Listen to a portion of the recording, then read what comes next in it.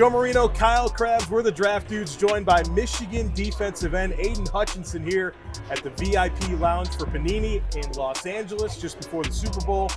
And Aidan, we got to start by asking you, you are the first ever defensive player to be a rated rookie. Yep. What does that mean to you?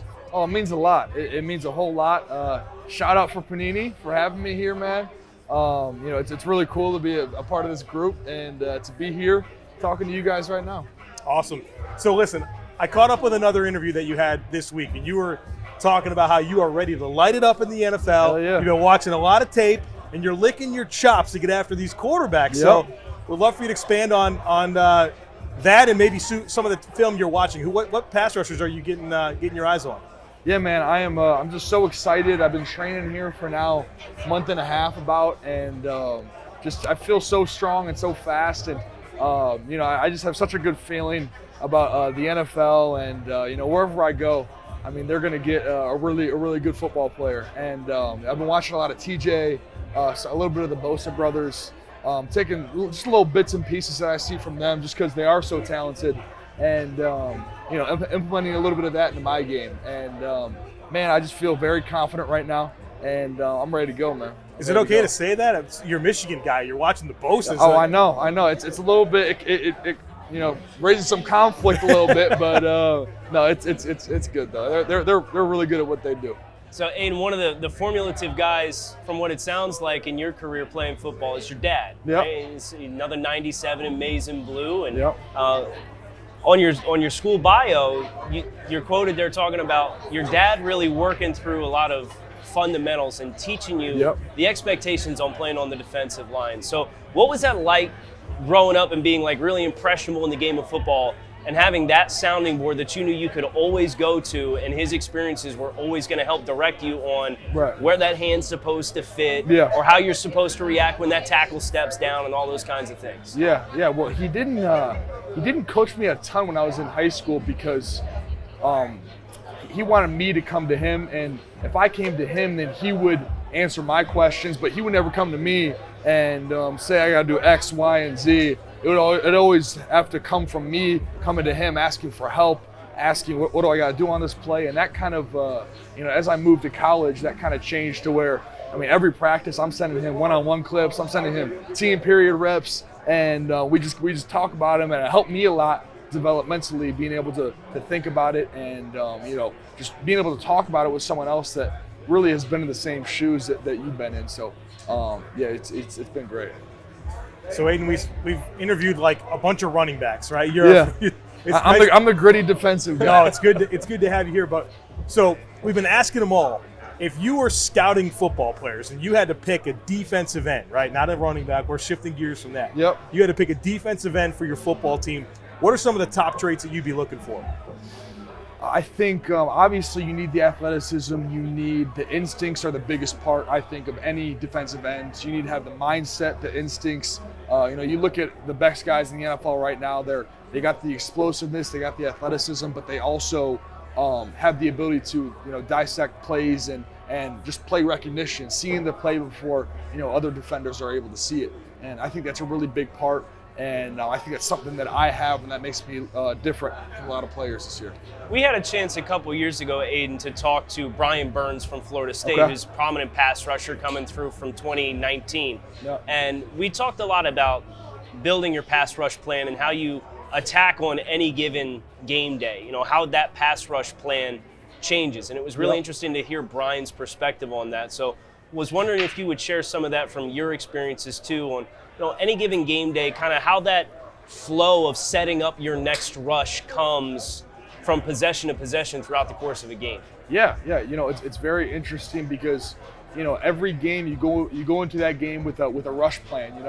Against this guy, I'm gonna do speed first. I'm hitting him with speed a bunch. I'm gonna go power, and you got this plan. But sometimes you go in a game and you feel it, and it doesn't feel right. It doesn't feel what you were seeing on tape. So you got to make some adjustments. So that's something that, for example, against Ohio State, I had a really good rush plan going in, and when I did the rush plan, I got some sacks, and it was like, okay, this is one of those games where I got to completely trust my rush plan and go within it. But then, there's other games where you try to work a move a couple times and it doesn't work like you thought it would. So you go to the sideline, talk to your coach, and I talk to my coach, and we just make these little teeny in-game adjustments. So that's kind of my experience with it, and for the future as well. For that Ohio State game, how did them? Because obviously they had Nicholas Petit-Frere out there, and then they're shuffling around, and next thing you know, Thayer Munford's out there at left tackle, and we all know the play against Thayer Munford, where you're talking before the snap, and he's flat on his back. So,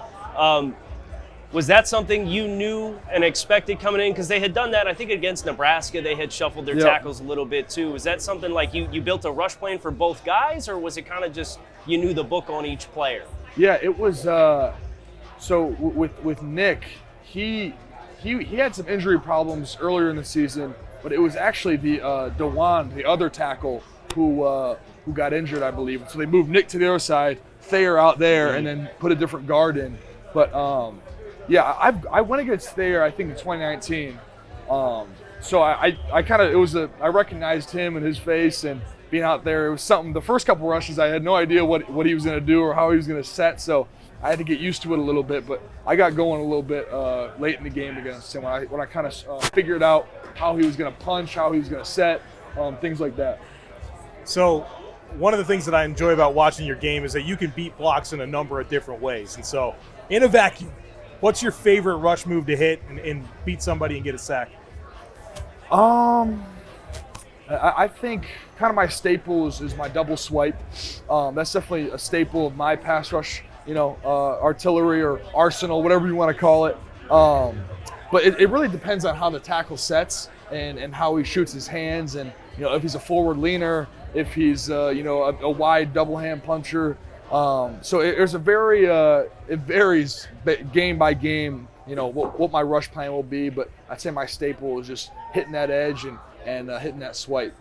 So, Aidan, we're talking a lot about the pass rush plan, but you're also really effective playing the run too. Yep. So, what is your mentality in those early down situations or short yardage situations, and when you have to get reduced down? And then I know this past year with Coach McDonald, you were standing up a little bit more. You had a chance to see down the line of scrimmage a little bit more. So I guess maybe how did playing for Coach Brown kind of prep you for playing different roles, and whether you're condensed or inside eye to outside eye, or how do you tackle all of those different alignments, and specifically in regards to playing the run?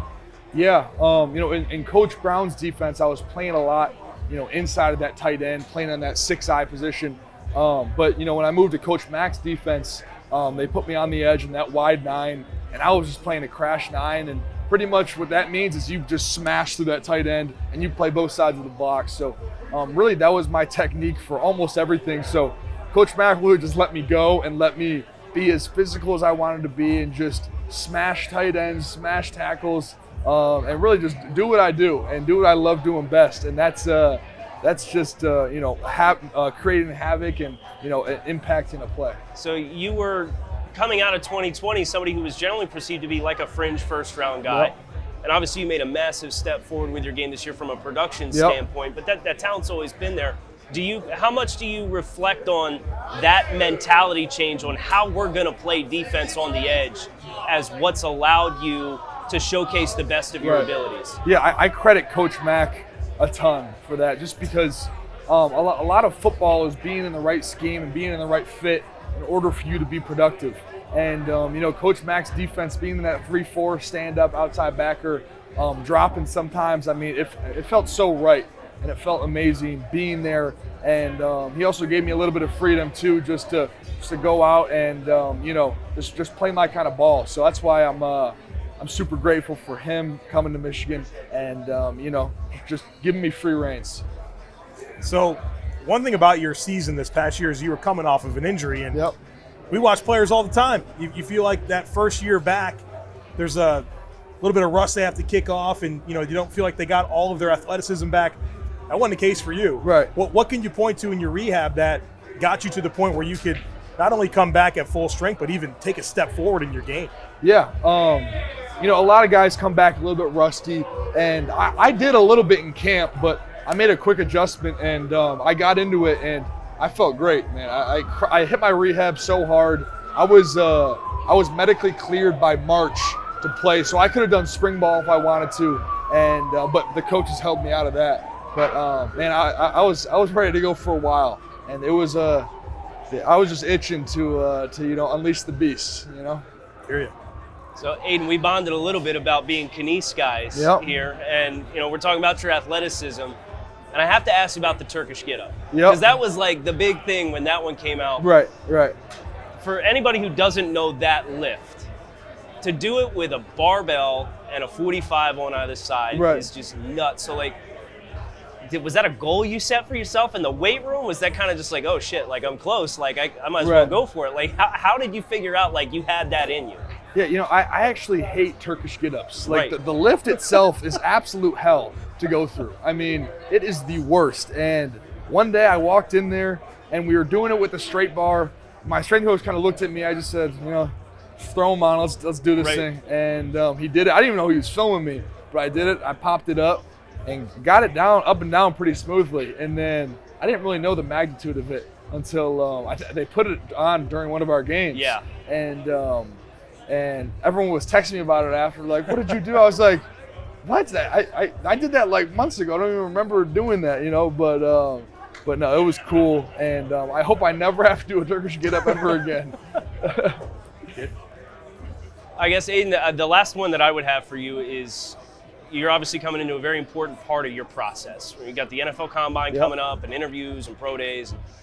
When teams sit down and talk with Aidan Hutchinson, what's the impression that you hope they walk away with on the kind of individual they can be bringing into their building if they make you their draft choice? Right. Yeah. I just hope when teams bring me in and I talk to them, they get to see just that I'm a good person with a lot of leadership skills, and I can play some pretty damn good football. And I hope that I know that the teams will know that and understand it. And man, I can't wait to show off what I got at the Combine and then just sit there and wait for the draft. So, yeah. Kyle Krabs, Joe Marino, Aidan Hutchinson here at the Panini VIP Player Lounge in Los Angeles, ahead of the Super Bowl. Aidan, really appreciate your time. Thank you, guys. Pleasure talking. Enjoy to you. it. Thanks, Aidan. Yep.